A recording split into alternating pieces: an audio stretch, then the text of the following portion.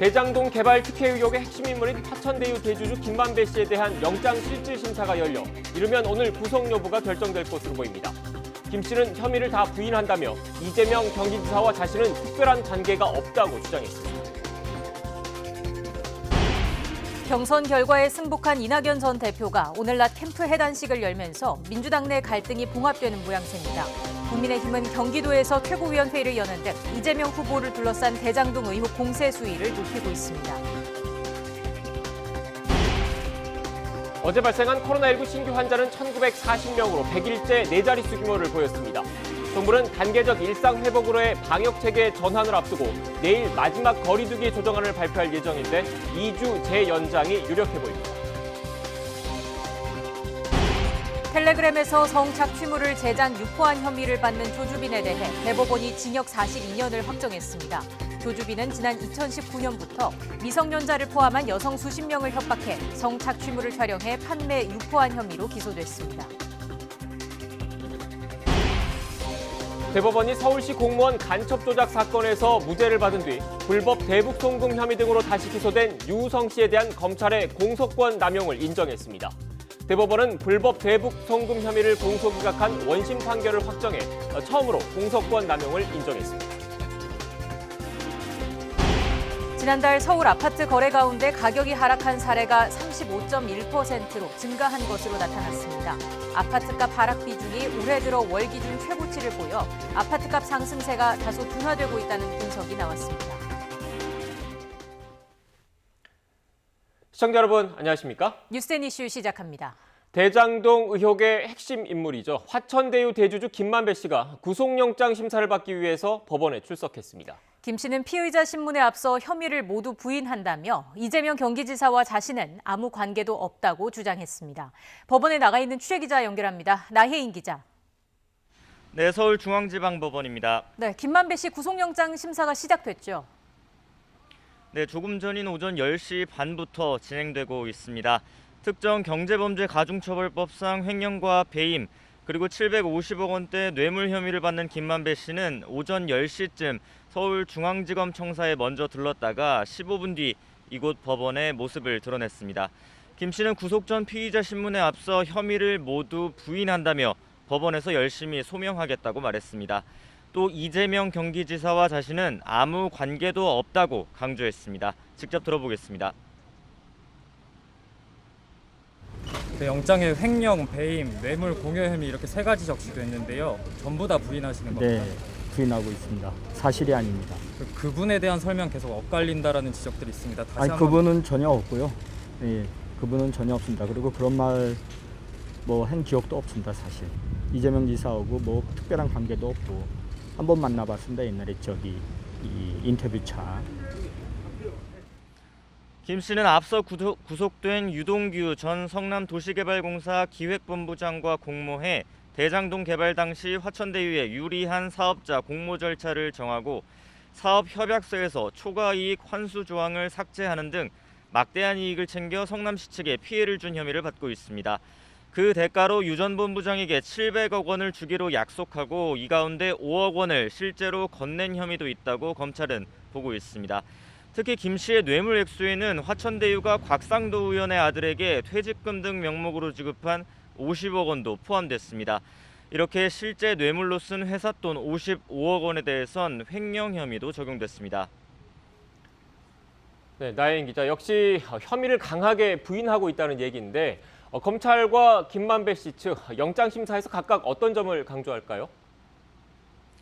검찰은 일단 유동규 전 본부장이 이미 배임과 김 씨에게 뇌물 5억 원을 받은 혐의 등으로 구속된 만큼 공모관계인 김 씨 혐의도 충분히 소명된다고 주장할 것으로 보입니다.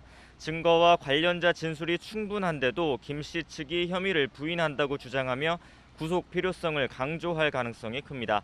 다만 곽상도 의원 아들 퇴직금 50억 원을 뇌물로 본 검찰 판단이 받아들여질지는 미지수입니다.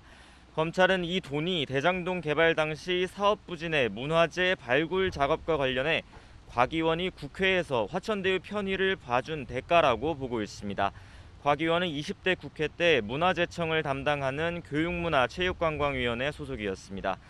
하지만 당장 곽 의원도 SNS를 통해 말도 안 되는 논리로 화천대유 직원 모두에게 배분되는 성과급이 뇌물로 둔갑했다며 반발했고, 김 씨 측도 검찰이 곽 의원 측 조사도 하지 않고 무리하게 혐의를 구성했다고 비난하고 있습니다. 김 씨 측은 또 배임액 산정 기준도 모호한 상황에서 이른바 정영학 녹취록만을 근거로, 그것도 김 씨 측에 한 번 들려주지도 않고 영장을 청구했다고 강한 유감을 나타내기도 했습니다.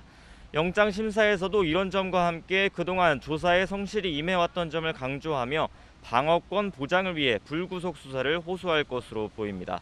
김 씨의 구속 여부는 이르면 오늘 밤 결정될 예정입니다. 지금까지 서울중앙지방법원에서 전해드렸습니다. 지금부터는 코로나19 관련 소식 전해드리겠습니다. 코로나19 신규 확진자는 2,000명대에 육박했습니다. 일상 회복 중심의 방역 체계 적용을 결정한 정부, 내일 거리두기 조정안 발표를 앞두고 사적 모임 확대 등 일부 완화 조치 시행 여부를 고민하고 있습니다. 취재기자 연결해서 보다 자세한 내용 알아보겠습니다. 이승훈 기자. 네, 이승훈입니다. 네, 먼저 신규 확진자 현황부터 정리해 주시죠. 네, 하루 신규 확진자는 모두 1,940명입니다. 어제보다 350명 늘었고요. 네 자릿수의 확진자 발생 역시 오늘로 꼭 100일째입니다. 감염 경로를 보면 국내 발생이 1,924명이고요. 해외 유입 사례가 16명입니다. 수도권 환자를 보면 서울 745명, 경기도 684명 등 수도권 환자만 1,500명을 넘었습니다. 지역 발생 환자 10명 가운데 8명 이상이 수도권에서 확인된 겁니다. 수도권 밖에서는 충북과 충남, 부산, 대구 등에서 40명 이상의 신규 환자가 확인됐습니다. 사망자와 위중증 환자가 특히 많이 늘었습니다. 코로나19 관련 사망자는 13명이 늘었고요. 위중증 환자 역시 12명이 늘면서 371명이 됐습니다. 방역당국의 걱정 역시 커지고 있습니다. 네, 이런 가운데 1차 백신 접종 완료율은 78%를 넘었네요.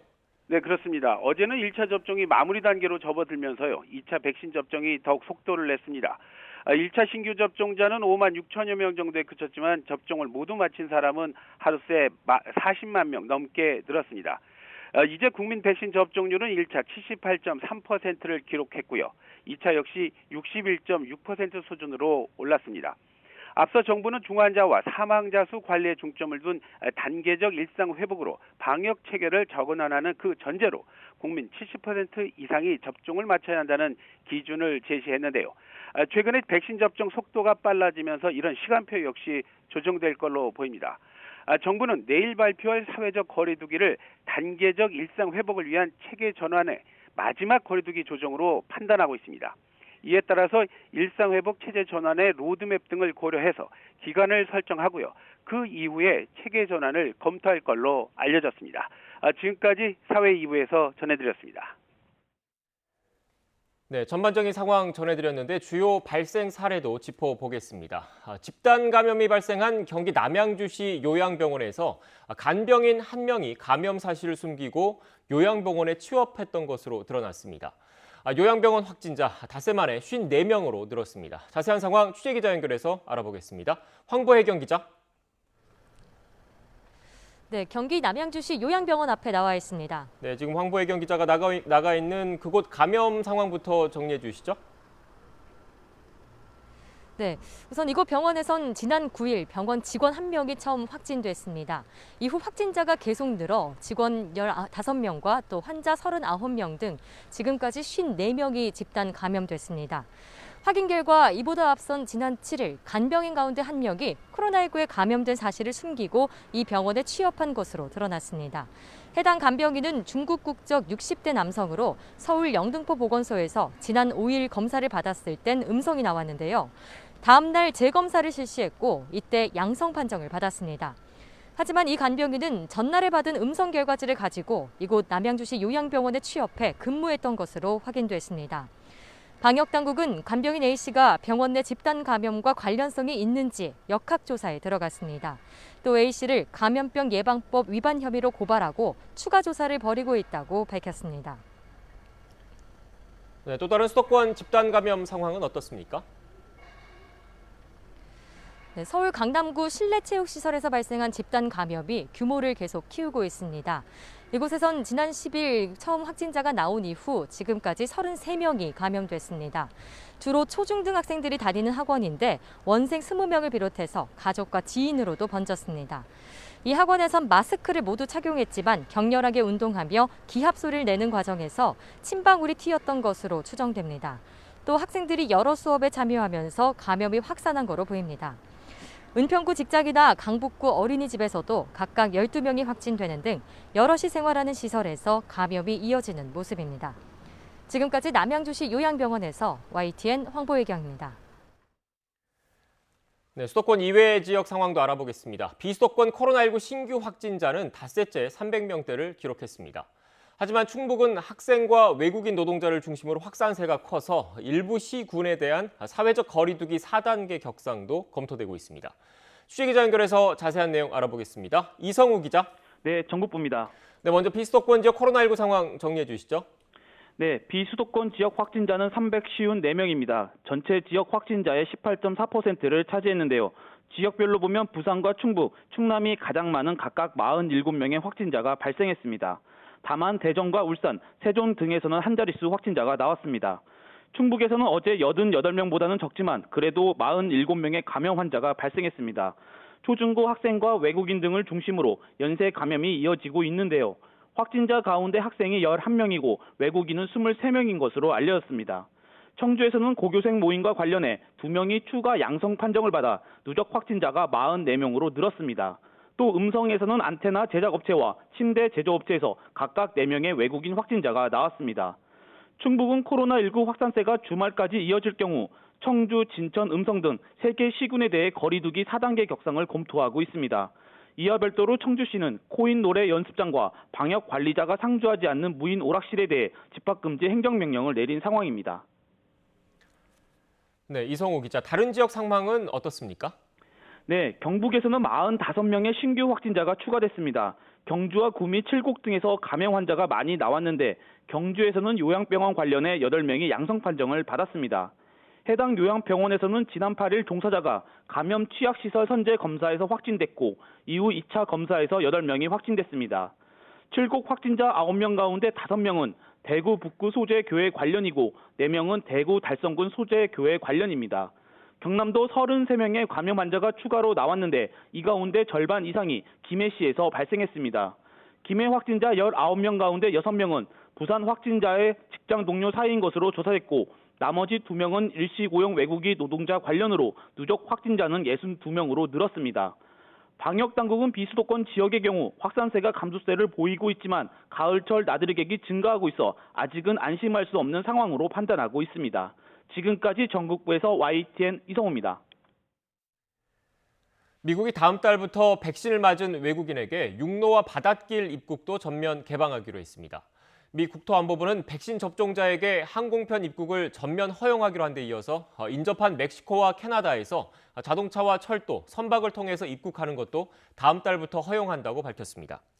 화이자와 모더나, 얀센뿐만 아니라 미국에서 승인받지 않은 아스트라제네카 백신을 맞은 경우도 인정해 주기로 했습니다. 미국 정부의 국경 전면 개방 방침은 백신 접종을 촉진하고 일상을 회복하겠다는 뜻으로 해석되면서 육로와 해로 이동이 많은 미국 북부와 남부 지역의 경제 회복도 기대하고 있습니다. 미국 제약사 존슨앤존슨 계열사 얀센의 코로나19 백신 접종자는 부스터샷으로 모더나 백신을 맞는 것이 가장 좋은 효과를 보는 것으로 나타났습니다. 뉴욕타임스는 현지 시간 13일 미국 국립보건원 NIH가 450여 명의 지원자를 상대로 임상시험을 한 결과 이 같은 사실을 확인했다는 내용의 논문을 발표했다고 보도했습니다. NIH 연구자들은 얀센의 백신을 접종한 지원자가 모더나의 백신을 맞을 경우 항체 수준은 15일 이내에 76배까지 증가한 것으로 확인했습니다. 텔레그램 박사방에서 미성년자 성착취물을 제작, 유포한 혐의 등을 받는 조주빈에게 중형이 확정됐습니다. 대법원은 청소년 성보호법 위반과 범죄 단체 조직, 범죄 수익 은닉 등의 혐의를 받는 조주빈에게 징역 42년을 선고한 원심을 확정했습니다. 이에 따라 10년 동안 신상정보 공개 고지와 30년 동안 전자발찌 부착, 1억여 원 추징 등의 명령도 그대로 확정됐습니다. 앞서 조주빈은 2019년 5월부터 지난해 2월까지 미성년자를 포함한 여성들을 협박해 성착취물을 제작, 유포하고 범죄 집단을 조직한 혐의 등으로 1심에서 징역 45년을 선고받았습니다. 2심 재판부는 조주빈 측이 재판 과정에서 일부 피해자와 합의한 점 등을 고려해 징역 42년으로 감형했습니다. 쇼트트랙 심석희의 고의 충돌 의혹은 심 선수 성폭행 혐의로 수감 중인 조재범 전 코치가 지난 7월 빙상연맹에 진정한 내용입니다. 심석희는 국가대표 자격이 없다며 A4 용지 12장짜리 진정서를 냈는데 연맹은 묵살하다가 뒤늦게 부랴부랴 조사팀을 꾸리게 됐습니다. 조은지 기자가 단독 보도합니다. 여차하면 여자 브래드벌이 만들어야지. 쇼트트랙 심석희 선수는 평창올림픽 기간 고의 충돌을 예고하는 듯한 대화를 수차례 조황민 당시 코치와 주고받았습니다. 우여곡절 끝에 3000m 계주 금메달을 딴 뒤엔 창피하다, 동료들을 보면 솔직히 메달이 박탈당했으면 좋겠다고 했습니다. 여자팀 박목 코치의 지시는 외면하고 남자팀 담당이던 조황민 코치와 독자적으로 작전을 짜는 내용도 메시지에 고스란히 남아 있습니다. 심석희는 기대하던 개인전 금메달은 평창에서도 못 땄지만 웃으면서 올림픽을 마쳤습니다. 운동선수이기 전에 항상 사람이 먼저 되는 게 맞다고 생각을 하고 있기 때문에 감사함을 많이 느끼고 또 그래서 더 살아가는 데 있어서 좋은 영향을 끼쳤던 것 같아요. 성폭행 혐의로 구속 수감 중이던 조재범 전 코치는 2심 재판 중 방어권 차원에서 받은 심석희의 휴대전화 포렌식 결과에서 뜻밖의 이런 내용을 확보했습니다. 조재범 전 코치는 심석희의 고의 충돌 의혹과 동료 비하, 조황민 전 코치를 포함한 동료 선수와의 자유분방한 이성 문제까지 A4 용지 12장 분량으로 정리해 지난 7월 빙상연맹에 진정을 냈습니다. 이런 선수가 더 이상 국가대표로 경기에서는 안 된다며 실체관계에 따라 엄벌을 내려달라는 내용입니다. 하지만 빙상연맹은 묵묵부답, 석 달 넘게 어떤 회신도 조치도 하지 않았습니다. 빙상연맹은 YTN 통화에서 선수의 노골적인 사생활 문제인데다 관련 선수들이 함께 훈련하고 있는 만큼 적극적인 조사에 나서긴 어려운 부분이 있었다고 설명했습니다. 연맹은 대한체육회와 조사위원회를 꾸려 고의 충돌 여부 등을 살핀다고 했지만 일찌감치 내용을 인지하고도 뭉갠 정황이 확인된 만큼 진정성에 흠집이 불가피해 보입니다. YTN 조은지입니다.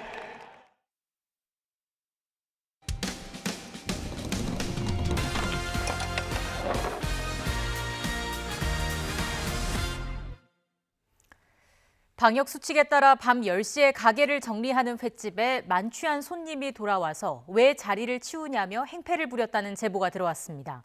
간장병을 던지면서 난동을 부리고 달아나려다가 이를 막아서는 배달기사까지 때렸는데 경찰에서는 쌍방폭행을 주장한 것으로 전해졌습니다. 제보는 Y 정현우 기자의 보도입니다. 서울 화곡동의 한 횟집. 밤 10시를 넘겨 손님들이 모두 나가고 정리가 한창입니다. 그런데 갑자기 30분 전 나갔던 젊은 남성이 돌아오더니 자기 자리를 왜 치웠느냐며 욕설을 퍼붓습니다. 업주가 밤 10시가 넘은 데다 돌아올 줄 몰랐다고 얘기하자 대뜸 간장병과 기름병을 집어 던집니다. 이 목 쪽하고요, 이 턱 쪽에 맞았습니다. 그때 상황에는 너무 놀랬고 당황스럽고 무서웠어요. 그리곤 밖으로 나가려는 남성. 마침 입구에 서 있던 배달기사가 붙잡자 기사까지 마구 때립니다. 난동은 10분가량 이어졌습니다. 가게 직원이 112에 신고해 경찰이 출동하는 사이 남성은 달아났습니다. 신고를 받고 출동한 경찰은 차도를 따라 도망친 손님을 150m가량 쫓아와 이곳 거리에서 붙잡았습니다. 붙잡힌 남성은 잔뜩 술에 취한 상태였습니다. 경찰에선 난동 부린 사실은 인정했지만 자신도 배달기사와 업주에게 맞았다며 쌍방폭행을 주장한 것으로 전해졌습니다. 가해자를 제지하거나 현장에 붙잡아주는 정도에 이르렀다고 본다면 그건 폭행이 아니죠. 하지만 그걸 넘어서서 가해자를 붙잡아주는 정도, 또 붙잡아줄 필요가 있었는지 없었는지 또 여러 가지 또 따져봐야 될 사안이에요. 방역 수칙을 지키려던 업주는 난데없는 손님 행패에 몸까지 다치고 나니 억울하기 그지없습니다. 마스크 안 써가지고 마스크 쓰라고 한 게 제가 뭐 간장병으로 맞아야 될 이유가 되는지, 10시에 영업이 종료됐다고 해서 그게 제가 맞아야 될 이유가 되는지. 자영업 요즘에 정말 너무 힘듭니다. 경찰은 조만간 횟집 업주와 배달기사, 손님을 차례로 불러 조사하고 CCTV를 분석한 뒤 남성에게 어떤 혐의를 적용해 입건할지 결정할 방침입니다. YTN 정윤호입니다. 최근 들어 서울 아파트값 오름세가 다소 둔화했다는 분석이 나왔습니다. 더불어민주당 김회재 의원이 국토교통부로부터 제출받은 자료를 보면 서울 아파트 거래 가운데 직전 거래보다 가격이 하락한 사례가 지난달에 대폭 늘었습니다. 직전 거래보다 가격이 하락한 경우는 지난 8월 전체 거래의 20.8%였지만 지난달에는 35.1%로 증가했습니다. 이는 집값이 너무 가파르게 올랐다는 인식이 커졌고 한국은행의 기준금리 인상과 금융당국의 대출 규제 강화 등이 종합적으로 영향을 미친 결과로 풀이됩니다. 원유와 원자재 가격 상승의 영향으로 원화로 환산한 수입 제품의 전반적 가격 수준도 5달 연속 상승했습니다. 한국은행에 따르면 9월 기준 수입 물가지수는 124.58로 8월에 121.61보다 2.4% 상승했습니다. 수입 물가지수는 2015년 수준을 100으로 상정한 것입니다. 전월 대비 기준으로 5월 이후 5개월째 올랐고 지수 절대 수준은 2014년 2월 이후 7년 7개월 내의 최고 기록입니다.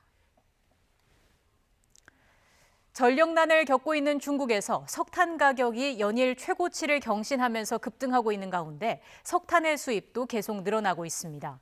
로이터 통신은 중국 정저우 상품거래소에서 내년 1월 인도분 발전용 석탄의 가격이 어제 한때 톤당 1,640위안까지 치솟으면서 하루 전에 이어 또다시 역대 최고가를 기록했다고 보도했습니다. 이어 중국 당국이 석탄 광산의 중산을 지시했지만 현실적으로 채탄량을 늘리는 것이 쉽지 않은 상황이라고 설명했습니다. 로이터 통신은 또 중국 수출입 통계를 근거로 지난달 석탄 수입량이 3,288만 톤으로 지난해 같은 기간보다 76%가 급증했다고 전했습니다. 세계 주요 20개국 재무장관들은 세계 경제가 회복세를 견지하고 있지만 최근 회복력이 약화하는 양상을 보이고 있다고 평가했습니다.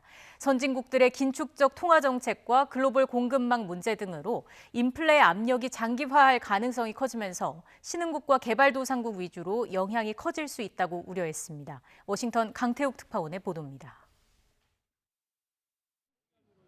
홍남기 경제부총리를 비롯한 주요 20개국 재무장관들은 세계 경제가 코로나19 대유행에서 벗어나면서 회복세를 유지할 것으로 내다봤습니다. 다만 애초 예상한 강한 회복세가 최근 약화하는 양상이라고 판단했습니다. 앞서 IMF도 세계 경제 성장률을 6%에서 5.9%로 낮췄습니다. 주로 선진국들의 성장률이 생각만큼 강한 회복력을 보이지 않으면서 하향 조정됐습니다. 선진국들이 높은 인플레 우려로 긴축적인 통화 정책으로 돌아선 것도 하나의 이유가 되고 있습니다. 미국의 테이퍼링 움직임을 포함해서 코로나 위기를 거의 지나가면서 대개 선진국의 통화 정책의 변화 움직임이 있고 이와 같은 변화 움직임이 신흥국이라든가 개도국에게 영향을 미칠 것으로 우려되는 그런 측면에 대한 논의가 많았고요. 세계 공급망이 약화했거나 훼손돼 원활한 공급과 유통이 경제 회복만큼 따라주지 못하는 것도 우려되는 부분입니다. 이어 세계적인 인플레 우려가 커지고 있다는 것인데 재무장관들은 장기적으로 지속할 것 같지는 않다고 보고 있습니다. 인플레이션과 관련돼서는 그래도 대개 일시적이지 이게 장기적으로 지속될 것 같지는 않다는 것이 주요 의견이었습니다. 그럼에도 불구하고 글로벌 인플레이션에 대해서는 혹시 장기화될 가능성에도 대비해서 여기에 대한 대비가 필요하다. 우리 경제도 인플레 문제가 커지면서 경제 정책의 주요 대상이 되고 있습니다. 정부는 올해 2% 안팎에서 관리가 가능할 것으로 보고 있습니다. 정부가 했던 금년도 말까지 최대한 그런 정부의 목표가 달성될 수 있도록 최대한 총력을 기울이겠다는 말씀을 드리고요. 홍 부총리는 최근 급격히 오르고 있는 환율 불안도 세계적인 달러 강세의 외환 수급 문제를 원인으로 지목했습니다. 다만 필요하다면 언제든 안정화 조치에 나설 준비가 돼 있다며 위기를 초래할 수준까지 이르지는 않을 것이라고 설명했습니다. 워싱턴에서 YTN 강태욱입니다. 대법원이 서울시 공무원 간첩 조작 사건에서 무죄를 받은 뒤 불법 대북 송금 혐의 등으로 다시 기소된 유우성 씨에 대한 검찰의 공소권 남용을 인정했습니다. 대법원은 오늘 외국환 거래법 위반 등의 혐의로 기소된 유우성 씨의 상고심 선고 공판에서 탈북민으로 신분을 속여서 취업한 혐의만 유죄로 인정해서 벌금 700만 원을 선고하고 불법 대북 송금 혐의는 공소기각한 원심 판결을 확정했습니다. 앞서 유 씨는 지난 2005년부터 2009년까지 탈북민들의 부탁을 받고 북한 가족에 보낼 돈 25억여 원을 불법으로 중국에 송금하고 제복 화교 출신이면서도 탈북민인 척 서울시 공무원으로 취업한 혐의로 재판을 받아왔습니다. 이낙연 전 대표가 오늘 대선 캠프 해단식을 열면서 민주당 내 경선을 둘러싼 내홍 사태 우선 일단락됩니다. 이재명 후보가 최종 확정된 만큼 국민의힘은 이 후보를 둘러싼 대장동 의혹에 대한 공세 수위를 더 끌어올리고 있습니다. 국회 취재기자 연결하겠습니다. 송재인 기자. 네, 국회입니다. 네, 이낙연 전 대표 캠프가 활동을 마무리하면 우선 당내 경선 논란은 매듭 지어진다고 봐야겠죠. 네, 그렇습니다. 오늘 낮 1시 반에 열리는 필연 캠프 해단식에는 이 전 대표도 참석해 지지자들에게 감사 인사를 전할 예정입니다. 앞서 민주당 당무위원회의 판단에 이어 이 전 대표의 경선 승복 선언, 오늘 캠프 활동까지 종료되면 경선 갈등은 우선 봉합되는 셈입니다. 다만 지지층까지 아우르는 원팀을 이뤄낼 수 있을지는 아직 미지수입니다. 당장 이낙연 전 대표 지지자들이 조금 전 법원에 이재명 후보 결정 효력정지 가처분 신청을 내며 문제 제기를 이어갔습니다. 이재명 캠프는 물론 이낙연 캠프에 소속됐던 의원들도 우려를 보였는데 직접 들어보겠습니다. 정당 안에서의 일을 소송까지 끌고 가는 것은 좋지 않은 일인 것은 분명하고요. 이낙연 후보의 뜻을 지지하시는 분들이 잘 살펴서 함께 해주실 것이다. 당내에서 최종적으로 해결하기 위해서 노력을 했고 거기에서 이제 어떤 결론이든지 우리가 수용하겠다라고 전제를 한 거기 때문에 이거를 다시 법적으로 가져가는 거는 어렵다고 봅니다. 다만 이 전 대표 측 김 의원은 지지자 사이 앙금을 치유하기 위해선 이 전 대표뿐 아니라 이재명 후보도 노력해야 한다고 강조했습니다. 민주당 지도부 역시 지지층 통합에 대한 고민이 깊은 가운데 이 후보는 오늘 세종시를 찾아 국가 균형 발전 전략을 논의합니다. 네, 송재인 기자, 이재명 후보가 최종적으로 확정된 만큼 국민의힘의 공세 수위도 더욱 강화됐죠? 네, 그렇습니다. 국민의힘은 이재명 후보를 둘러싼 대장동 의혹을 정조준하며 파상 공세를 벌이고 있습니다.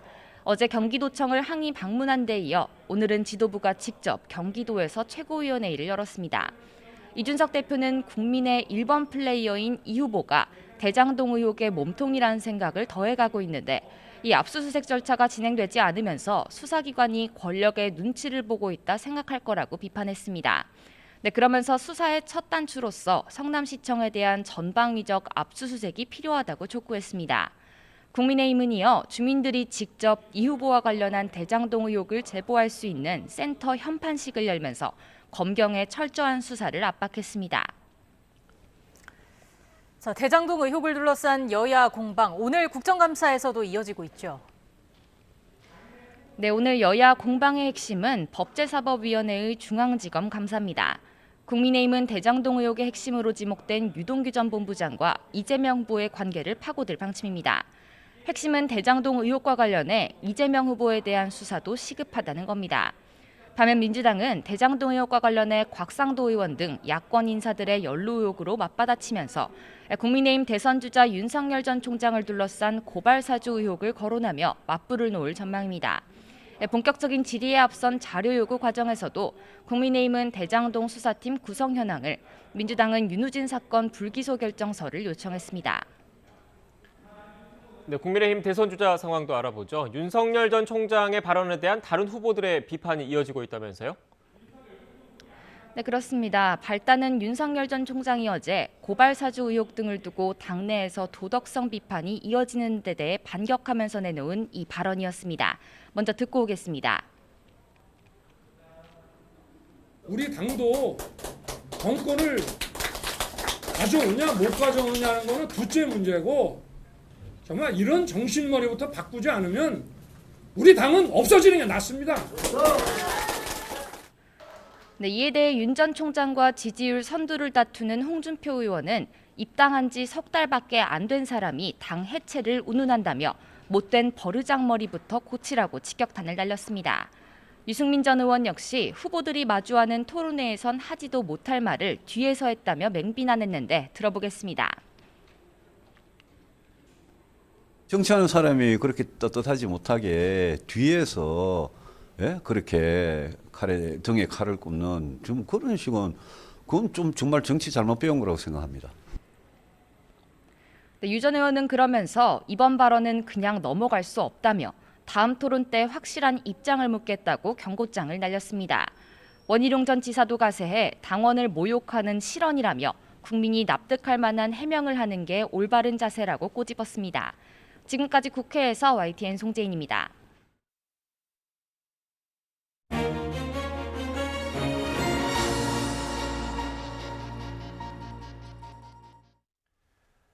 대장동 개발 의혹의 핵심 인물이죠. 화천대유 대주주 김만배 씨에 대한 영장 실질 심사가 조금 전 서울중앙지방법원에서 시작됐습니다. 김 씨의 구속 여부는 이르면 오늘 밤에 결정될 것으로 보입니다.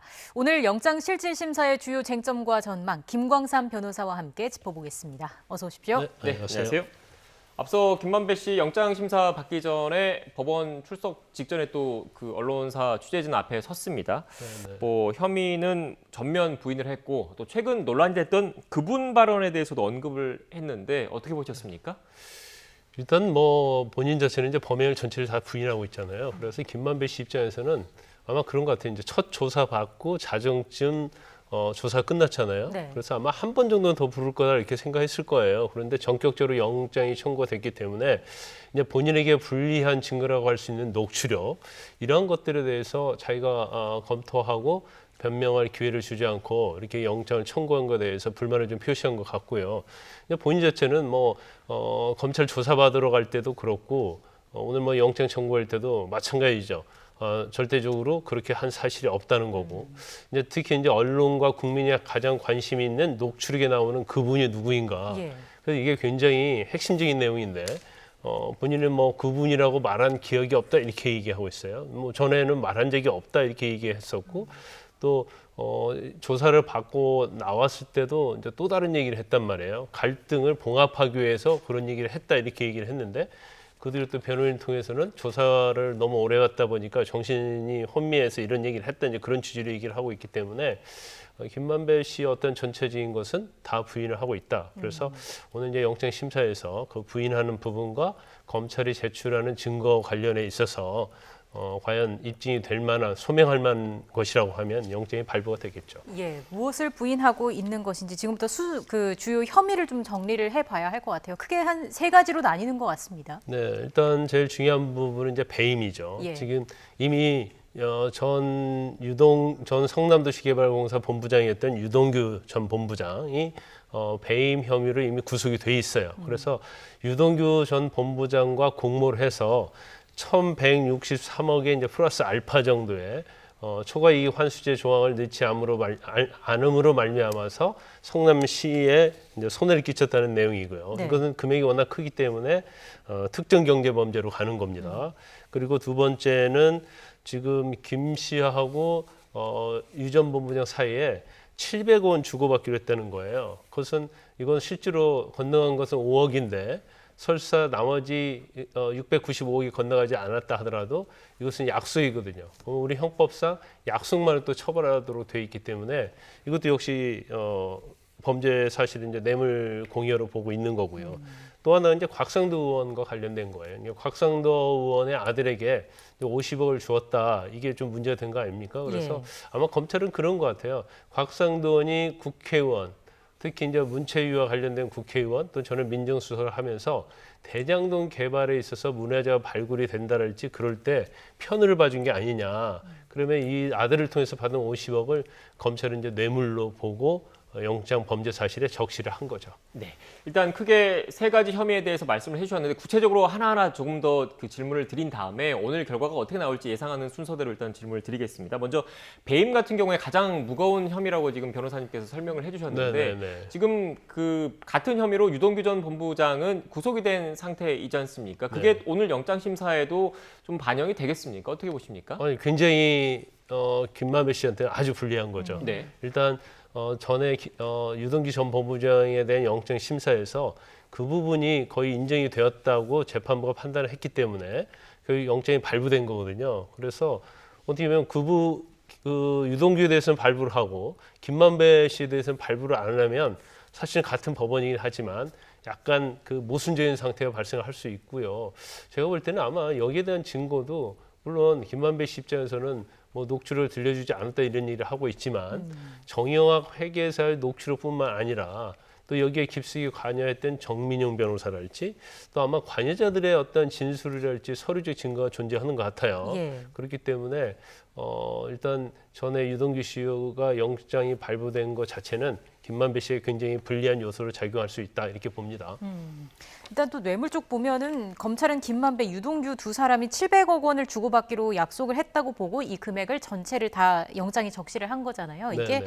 의사 합치가 있었다면 법리상 뇌물죄가 성립이 되는 거죠. 그렇죠. 이제 받지 않았다고 뇌물죄가 성립이 돼요. 예. 그런데 이것은 그런 것 같아요. 이제 2015년도 3월인가에 그때는 배당 수익이 얼마 될지를 확정이 되지 않았어요. 그래서 한 25% 정도의 약속을 했던 걸 보입니다. 그런데 작년 10월 정도 해서 배당 수익이 어느 정도 확정되니까 그 25%가 한 700억 정도로 된다. 예. 이게 이제 영장범죄사실 기재된 내용이거든요. 그래서 단순히 예전에 뭐 25%, 700억 이렇게는 모르겠지만 700억 자체가 지금 받은 배당 수익의 25%라고 한다면 녹취록 내용이랄지 정의학 회계사의 진술 자체가 신빙성이 있는 거거든요. 네. 딱 들어맞는 거거든요. 그래서 검찰은 여기 대해서는 아마 증거가 문제가 없다 생각하고 뇌물 액수를 700억으로 확정을 해서 영장을 청구한 것이 아닌가 싶습니다. 네, 변호사님 좀 더 그 이해를 돕기 위해서 다시 좀 질문을 드리면 유동규 전 본부장은 뇌물을 받은 사람으로 일단 지목이 되고 있는데 네. 현재 그 검찰이 파악한 액수는 5억 원 정도인 거잖아요. 네, 그런데 네. 지금 오늘 그 김만배 씨 영장 심사에 적시된 거는 700억 원 정도인데 네. 뇌물죄라는 게 결국 그 뇌물을 실제로 주고받고 이것뿐만 아니라 뇌물을 주고받기로 약속을 하거나 요구를 한 경우에도 처벌을 받을 수 있는 형법상 그런 구조이기 때문에 이렇게 적시를 했다 이렇게 보면 되겠습니까? 네, 맞습니다. 그래서 형법상 뇌물죄는 그러니까 요구하는 것만으로 범죄가 돼요. 네. 그리고 그러면 언제 얼마를 주기로 하겠다 약속하는 것도 죄가 되고요. 당연히 수수받은 것은 죄가 되겠죠. 그래서 요구, 약속, 수수 이렇게 규정을 하고 있거든요. 그래서 아직 일단은 뭐 수수한 내용은 지금 유동규 전 본부장이 5억 뇌물 받은 게 돼 있지 않습니까? 그리고 유례와 관련된 것이 3억이단 말이에요. 그래서 5억은 뇌물을 받았기 때문에 수수가 된 거고요. 그다음에 나머지는 약속이 되는 거죠. 그래서 이 부분도 뭐 마찬가지로 약속에 해당이 되기 때문에 만약에 대장동 개발과 관련 사건이 이게 불거지지 않았으면 결국 700억 원을 수수했을 가능성이 크겠죠. 그래서 검찰 영장은 700억으로 뇌물 액수를 확정했다 이렇게 볼 수 있습니다. 네, 지금 또 배임과 횡령과 관련된 혐의에 대해서 질문을 드렸는데 또 하나 남은 게 그 배임과 뇌물에 대해서 질문을 드렸는데 또 하나 남은 게 횡령이거든요. 이 횡령과 관련해서는 그 화천대유라는 그 회사에서 김만배 씨가 돈을 장기 대여를 했지 않습니까? 그런데 네네. 이 대여한 그 돈 가운데 소명되지 않은 돈이 있다. 그게 횡령 혐의를 적용할 것이다. 이렇게 좀 보면 되는 겁니까? 그렇죠. 일단 화천대유에서 김만배 씨가 이제 473억을 대여 명목으로 가져갔단 말이에요. 네. 그럼 이 돈을 어떻게 쓰였는가 용도를 확인해야 하는데 그중에서 이제 검찰이 수사를 해보니까 한 50억 정도 빈다는 거예요. 그러니까 본인은 그런 얘기를 하고 있죠. 뭐 운영비를 영수증 처리 안 되는 그런 것이 있을 수 있다. 이렇게 얘기를 하고 있지만 이 50억이 한두 푼이 아니잖아요. 이게 큰 돈 자체가 사실 영수증 처리 안 되는 걸로 처리됐다는 것은 검찰이 믿지 않는 거고요. 또 이제 언론 보도에 의하면 이 대여를 받은 다음에 상당한 금액으로 현출로 인출을 했다는 내용이 나와요. 그래서 그 근처에 있는 은행에는 현금이 씨가 말랐다 이런 얘기도 나오고 있기 때문에 아마 50억이 대부분이 현금으로 인출될 가능성이 좀 크다. 그러면 이곳이 어떻게 쓰였을까? 네. 그러면 사실은 회사 돈을 대여받는데 대여 목적이 뇌물이 됐던 다른 목적으로 누구한테 주기 위해서 그걸 우리가 임의적 소비라고 합니다. 임의적으로 처리하기 위해서 이 50억을 썼다고 한다면 이건 당연히 이제 횡령이 되는 거죠. 그래서 이 부분도 횡령으로 검찰이 보고 있는 거예요. 네, 그러니까 쉽게 얘기해서 그 김만배 씨 같은 경우에는 화천대유라는 회사에서 돈을 빌려서 사업상의 명목으로 썼다 이렇게 지금 주장을 하고 있는데 검찰이 판단하기에는 사업상 목적으로 썼다면 그 회사 비용 처리를 하면 되는 거지 않습니까? 그렇죠. 회사 비용 처리를 하면 되는 건데 굳이 대주주가 돈을 빌려서 처리하는 게 어떤 좀 의구심이 든다 이런 판단인 거잖아요? 그렇죠. 뭐 뇌물로 쓸 수도 있고요. 정관계 로비 관련해서 쓸 수도 있고 아니면 본인이 개인적으로 뭐 부동산을 산다랄지 이제 그렇게 쓸 수도 있겠죠. 그렇지만 이제 김만배 씨 얘기를 안 하고 있기 때문에 50억의 사용처가 뭔지는 모르겠어요. 예. 근데 제가 볼 때는 이 50억이라는 돈이 작은 돈이 아니잖아요. 그러면 검찰에서 수사를 해서 아마 사용처가 어디다고 정도는 어느 정도 아마 결과가 나왔을 가능성이 크다 이렇게 봅니다. 네. 그래서 이 부분이 아직 사용처에 대해서 말하고 있지 않지만 검찰 쪽에서도 흘러나오고 있지 않지만 분명히 어떤 목적을 위해서 사용했을 거라고 우리가 추측은 해볼 수 있죠. 지금 이 영장 심사가 진행이 되고 있고요. 앞서 전해드린 것처럼 계속해서 김 씨는 부인을 하고 있는 상황입니다. 어제 영장 청구 소식에는 또 강한 유감을 표시했는데 특히 그 문제 삼는 부분이 검찰이 방어권을 제대로 보장하지 않았다는 거였거든요. 오늘도 이 부분에 대해서 계속 좀 집중적으로 이야기를 하게 되지 않겠습니까? 네, 근데 이제 김만배 씨 뭐 주장도 전혀 일리가 없는 건 아니죠. 아닌데 제일 뭐 주장을 많이 하는 것은 녹취록을 들려주지 않았다는 거예요. 예. 근데 검찰 자체가 녹취록을 들려줄 의무는 없어요. 녹취록에 나와 있는 내용 가지고 추궁을 하는 거죠. 그래서 나는 그런 말을 한 사실이 없다. 예를 들어서 지금 그분이란 것도 나는 기억이 없다 이렇게 얘기하거든요. 네. 그리고 본인은 녹취록에 나와 있는 내용 자체가 녹취록 그 당시에 녹음하는 걸 알고 있었기 때문에 그 녹음의 어떤 증거의 신빙성, 우리가 증명력이라고 얘기합니다. 그걸 없애기 위해서 이제 거짓말을 했다는 취지로 얘기를 하고 있어요. 그러면 본인 자체가 그 얘기를 다 한 것은 맞고 단지 거기에서 한 얘기는 진실이 아니다 그런 취지거든요. 그렇기 때문에 검찰에서 녹취록 자체는 이건 거짓이 아니잖아요. 그러니까 들려줄 의무는 없고 그걸 가지고 추궁을 하는데 이제 검찰에서 들려줄 수도 있는데 왜 안 들려줬을까? 이건 저 개인적 생각인데. 예.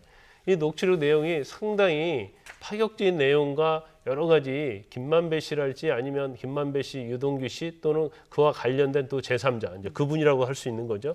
관련된 내용이 꽤 있을 것이다. 그런데 이걸 만약에 김만배 씨한테 들려주게 되면 수사와 관련된 기밀이 외부로 다 새어나갈 수 있죠. 그러니까 검찰의 입장에서는 김만배 씨와 관련된 부분에서만 일단은 그 내용을 가지고 추궁을 하고 그래서 영장이 발부가 되면 그 다음에 녹취록에 나와 있는 전반적인 내용이 뭐 외부로 나갈 가능성이 없잖아요. 그러면 그걸 가지고 수사를 확대할 가능성이 크지 않나 싶습니다. 네, 지금 특히 김광산 변호사님 같은 경우에는 검사 출신이기 때문에 이 검찰의 어떻게 보면 수사 전략이 반영되지 않았느냐 이런 개인적인 분석을 해주셨는데 만약에 그 변호사님의 그런 논리대로 한다면 오늘 구속이 돼서 검찰이 신병을 확보했을 경우에는 녹취록 전반과 관련해서 의혹을 추궁할 가능성이 크겠네요. 그렇죠. 이제 여기에서 뭐 검찰의 수사가 끝을 낼 수는 없어요. 네. 그러면 국민들이랄지 야당이 전혀 수긍하지 못할 거예요. 그러면 결과적으로 가장 언론서 집중하고 있는 그분이랄지 아니면 제3자 그리고 가장 중요한 것 중에 하나가 화천대유도 마찬가지고요. 청화동에 1호에서 7호가 있는데 그 상당히 많은 돈을 대여금 형식으로 빠져나갔단 말이에요. 네. 그러면 물론 이제 경찰에서 조사를 하고 있지만 이 대여금 형식으로 빠져나간 돈이 어디로 쓰였느냐는 거죠. 그래서 그 부분을 추적해서 쫓아가면 결국 돈의 이제 종착점을 알 수가 있는 건데 이제 이 부분에서 이제 검찰이 얼마나 수사 의지를 가지고 또 가지고 있는 수사 역량을 얼마나 발휘하느냐 이것대로 달라질 건데 일단 검찰에 제출된 녹취록이 있는데 녹취록 내용의 일부만을 수사할 수 없어요. 그럼 나중에 일부만 수사가 덮게 되면 직무유기 문제가 당연히 발생을 하고 그다음에 나중에 이제 특검으로 갈 가능성도 저는 크다고 보거든요. 지금 이제 대선 정부이기 때문에 민주당도 그렇고 이재명 후보 입장에서도 특검을 가기가 굉장히 부담스러울 거예요. 그래서 아주 적극적으로 반대하겠지만 결국 나중에 특검으로 가면 이미 제출한 녹취록에 대해서 이걸 전체적으로 수사를 안 하면 이제 문제가 충분히 될 수 있거든요. 그래서 그 부분에 대해서 아마 수사를 확대할 가능성이 크다. 물론 이제 결론이 어떻게 나올지는 모르겠습니다만은 그래서 김만배 씨 구속 자체도 이제 수사의 시발점이 되는 거지 수사의 마무리는 아니다 이렇게 봅니다. 네. 저희가 보통 구속 영장 심사 관련해서 취재를 해볼 때 그 영장이 발부됐을 때 발부 사유를 보면 사안의 중대성, 증거 인멸 우려, 그리고 도주 우려 보통 크게 세 가지 사안을 놓고 판사 영장 전담 판사가 영장을 발부를 하거든요. 지금 현재 영장 심사가 진행 중이고 영장 심사가 끝나면 판사가 그 관련해서 좀 판단을 할 텐데 지금 검찰 쪽에서는 아무래도 증거 인멸 그리고 사안의 중대성 부분에 좀 초점을 맞추고 주장을 하지 않을까 이런 생각도 드는데 변호사님께서는 어떻게 보십니까? 뭐 당연히 사안의 중대성에 대해서는 뭐 불문가지죠. 네. 뭐 배임이 1,100억 이상이 되고요. 뇌물이 이제 700억 약속이 되기 때문에 이 혐의 자체는 뭐 어떻게 보면 대한민국 역사에서 가장 무거운 그런 범죄라고 볼 수가 있고요. 그다음에 도주 증거인멸 부분에 있어서 지금 범행을 다 부인하고 있어요. 부인하고 있는데 사실은 녹취록이랄지 정의화 회계사랄지 또 여기에 가장 깊숙이 관여했던 정민용 변호사 이런 사람들이 명백하게 이 얘기하고 있음에도 불구하고 그런 내용까지 부인하고 있기 때문에 본인이 만약에 하나 영장이 기각되면 이제 증거인멸 시도할 가능성이 크다 이렇게 볼 수밖에 없고 그렇다고 한다면 사안의 중대성과 증거인멸이 조건이 충족이 된다고 한다면 설사 도주할 염려가 없다 하더라도 영장은 발부될 것이다. 근데 아까 말씀드린 것처럼 일단 유동규 씨가 영장으로 발부돼 있어요. 근데 네. 같이 공범으로 돼 있잖아요. 그리고 사안에 중대하기 때문에 제가 볼 때는 특별한 사정이 없는 한 영장은 발부될 가능성이 크다 이렇게 봅니다. 네. 알겠습니다. 일단 또 질문을 드리고 싶은 게 영장 발부될 가능성이 크다라고 말씀하셨는데 일단 뭐 김만배 씨 같은 경우에 영장이 결과가 어떻게 나올지는 좀 지켜봐야 되겠지만 현재 유동규 전 본부장 같은 경우에는 구속이 돼 있는 상태이지 않습니까? 네. 또 핵심 인물인데 이 구속 기한이 그 기소 전에 좀 정해져 있는 거잖아요. 그런데 애초 어제도 좀 조사가 진행될 것으로 알려졌었는데 또 코로나19 관련된 상황 때문에 조사가 미뤄진 것으로 지금 파악이 됐습니다. 구속 기한은 정해져 있는데 코로나 때문에 지금 조사가 제대로 안 이루어지면 구속 기한 연장도 또 정해져 있는 상황이니까 좀 그 차질을 빚지 않을까 이런 우려도 나오더라고요. 어떻습니까? 차질을 빚을 수 있죠. 그러니까 구속이 되면 이제 10일 동안 구속 기간이 있어요. 그리고 한 번은 이제 연장할 수 있거든요. 그러면 한 20일 정도 구금 상태로 이제 조사를 할 수가 있는데 지금 약간 뭐 대법원 판례랄지 그런 경우는 기소한 이후에 어떤 진술이랄지 이런 거에 대해서는 상당히 증거에 관해서 부정적인 거거든요. 네. 그래서 아마 이제 본인 말고 다른 사람에 대한 것도 이제 수사가 진행이 될 거지만 제가 볼 때는 근데 이제 수사는 좀 늦어지겠지만 어차피 유동규 본부장 전 본부장 자체는 모든 걸 부인하고 있어요. 그래서 설사 좀 늦어진다 하더라도 별 문제가 없고 중요한 것은 이제 김만배 씨랄지 정의화 회계사랄지 이제 가장 중요한 것은 남욱 변호사가 미국에서 과연 빠르게 귀국을 하느냐 이 부분이 아마 수사에 있어서 굉장히 중요한 영향을 받을 걸로 보입니다. 자, 지금 뭐 여러 의혹들이 얽혀 있고 의혹 규명까지도 갈 길이 아직은 멀어 보이는데 검찰이 화천대 이후 자금 흐름을 들여다볼 수사 인력을 좀 더 늘려달라 이렇게 요청을 해놓은 상태거든요. 이게 좀 수사 범위를 확대하기 위한 확대에 대비한 어떤 포석이라고도 볼 수 있을까요? 제가 볼 때는 지금 수사팀 가지고 수사하는 데는 한계가 있을 거예요. 특히 인력에 있어서 한계가 있죠. 왜냐하면 금액도 굉장히 크고요. 이게 오랜 기간에 걸쳐서 일어난 거기 때문에 관련자도 굉장히 많아요. 제가 볼 때는 최하 몇십 명, 뭐 4, 50명, 50명 될 수 있죠. 그다음에 또 중요한 부분 중에 하나가 자금 추적이거든요. 이거 자금 추적을 어떻게 하느냐. 그리고 그와 관련해서 사실 이제 압수수색 하면 압수수색도 분석해야 하거든요. 이런 여러 가지 보면 사실은 지금의 수사 인력 갖고는 수사가 신속하고 철저하게 이루어지기는 좀 힘든 편이 있죠. 그래서 제가 볼 때는 이 정도 사건이라면 중앙지검에서 어떤 부에서 수사를 하고 어디서 파견을 받아서 수사할 게 아니고 적어도 특별수사본부 하나 정도는 차려서 이제 지방에 가면 사실은 그 계좌 추적이랄지 여러 가지 수사 능력이 있는 그러한 검사들이 흩어져 있거든요. 그런 검사들을 사실은 중앙지검으로 파견을 받아서 하나의 이제 특별수사본부를 만들어서 수사를 하는 것이 가장 효율적이고 또 실체 진실도 발견할 수 있다고 봐요. 그래서 이제 하다 보니까 인력이 부족하니까 2명 정도 더 파견이 필요하다 이렇게 얘기한 걸로 보이는데 제가 볼 때는 좀 더 많은 인력이 보강이 돼야지 수사가 제대로 갈 수 있다 이렇게 봅니다. 네, 지금 남욱 변호사 같은 경우에 언론 인터뷰를 통해서 조만간 귀국하겠다는 의사를 밝힌 상태이고 귀국을 했을 경우에 또 핵심 인물 가운데 한 명이기 때문에 조사가 필요할 수밖에 없고 그걸 대비해서라도 미리 수사팀 보강이 필요하다 이런 말씀이신 겁니까? 네, 그것도 그 선상에서는 완전히 맞는 얘기고요. 특히 남욱 변호사가 사실은 정의영학 회계사 못지않게 가장 키맨 중에 키맨이거든요. 네. 그러면 김만배 씨랄지 유동규 씨가 범행을 완전 부인한 상태에서 정의영학 씨, 정민용 변호사 이런 사람들의 진술과 녹취록 그리고 이제 서류가 증거에 보강이 되는 건데 여기에 남욱 변호사가 더 추가가 되게 되면 더욱더 어떤 진실 발견에 있어서 더욱더 탄력을 받을 수 있고요. 그리고 이제까지 어떤 유동규 전 본부장이랄지 김만배 씨에 대한 범죄 혐의를 입증하는 데 있어서도 훨씬 더 많은 증거들이 추가될 수가 있죠. 네. 그 연장선상에 좀 질문을 드리면 지금 김만배 씨 같은 경우에는 그 정영학 회계사가 제출한 것으로 알려진 녹취록의 그 신빙성에 대해서 계속 문제를 삼고 있는 거지 않습니까? 그런데 네. 그 남욱 변호사가 귀국을 했고 이 정영학 회계사가 제출한 그 녹취록에 대해서 어떻게 보면 그 녹취록의 신빙성과 관련해서 그 부합하는 진술을 했을 경우에 이 증거 능력 법정에서 증거 능력을 놓고 봤을 때 조금 더 그 정영학 회계사의 녹취록에 좀 더 힘이 실리는 겁니까? 어떻습니까? 일단 녹취록 자체는 증거 능력은 있어요. 네. 단지 그 내용이 맞느냐, 신빙성에 관한 것을 우리가 증명력이라고 하거든요. 네. 그래서 일반적으로 어떤 녹취한 내용에 대해서는 법원에서 증거 능력과 신빙성을 다 인정을 하고 있거든요. 예. 그런데 남욱 변호사가 JTBC 인터뷰한 내용을 보면 굉장히 그 녹취록에 부합하는 내용을 다 얘기를 하고 있거든요. 그렇기 때문에 남욱 변호사의 진술 자체는 오히려 녹취록의 신빙성, 증거 능력은 당연히 있는 거고요. 그 안에 있는 내용의 진술의 진실성을 담보하는 데 있어서는 굉장히 많은 영향을 미칠 수 있어요. 그래서 녹취록뿐만 아니라 남욱 변호사가 아마 그 관계에 대한 많은 얘기를 알고 있을 것이다. 그래서 남욱 변호사 이제 귀국이 굉장히 중요한데 남욱 변호사가 전에도 어떤 뇌물과 관련해 갖고 구속까지 돼 가지고 무죄를 받고 석방이 됐잖아요. 근데 이것도 사실은 본인이 귀국을 하게 되면 배임의 문제랄지 뇌물의 문제에 있어서 굉장히 소극적으로 관여했다 하더라도 어떻게 보면 범죄의 어떤 태도를 안에서 자유로울 수는 없거든요.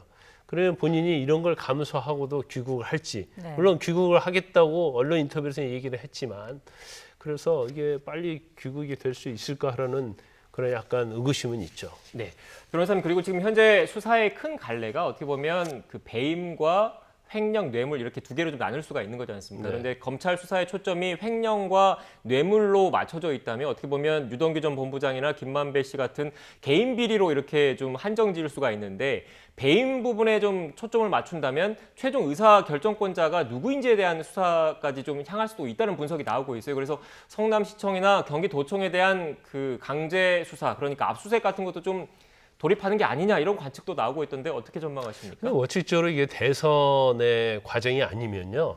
성남시청에 대한 압수수색은 필수죠.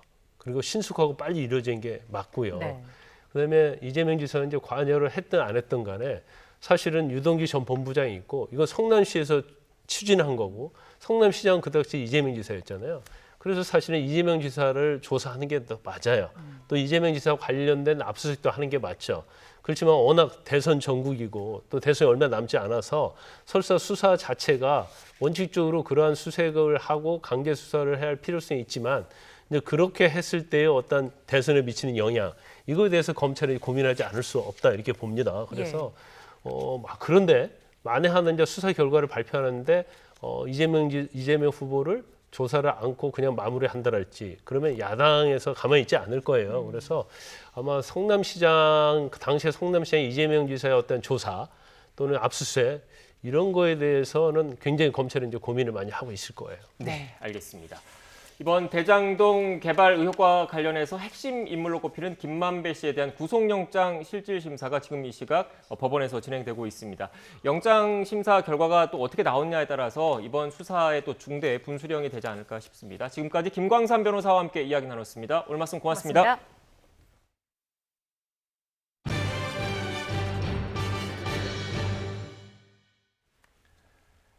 충청권 대표 정치인으로 꼽혔던 이완구 전 국무총리가 향년 71세로 오늘 별세했습니다. 충남 청양 출신으로 3선 국회의원을 지낸 이 전 총리는 박근혜 정부 시절인 지난 2015년 국무총리에 임명됐다가 이른바 성완종 리스트 사건에 연루돼서 퇴진했습니다. 이후 대법원에서 무죄가 확정됐지만 지난 2012년 완치됐던 혈액암이 재발해 투병 생활을 이어오다가 최근 건강이 악화된 것으로 전해졌습니다. 빈소는 서울 강남 성모병원 장례식장에 마련될 예정입니다.